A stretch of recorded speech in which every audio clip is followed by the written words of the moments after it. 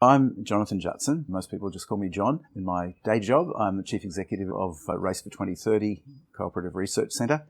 So RACE stands for Reliable, Affordable, Clean Energy. I wanted to immediately get onto the house and make it energy and water efficient and make it as renewable as possible.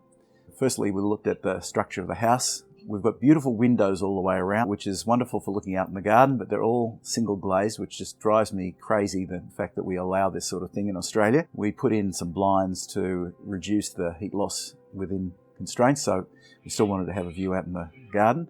We put extra insulation in the ceiling, and we then started off doing some investment. We put solar on the roof. That was 8.6 kilowatts. That's all we could fit on the north side face. We actually put a little bit on the west side face too, so we could pick up the late evening sun a bit better, have a longer day of solar. We started off with very high efficiency inverter reverse cycle air conditioning, which had been put in the year before we moved in, so we had a big head start. They also put in three-phase power.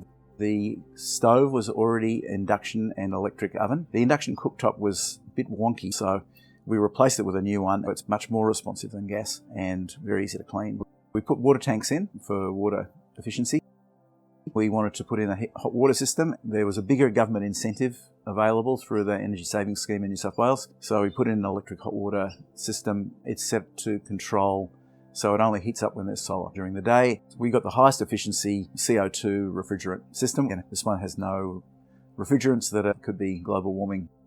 If we have to buy electricity during the night, for example, to top up the hot, we have a renewable energy agreement. This is a heat pump clothes dryer.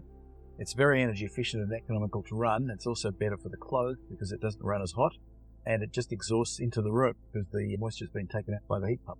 My garden tools and a lawnmower are battery operated, and we have robotic mowers doing the mowing in the front and back. We put the electric vehicle charger in. We placed an order for a Tesla Model Y. There's a big tax incentive at the moment for electric vehicles, and I was one of the first to take advantage of it.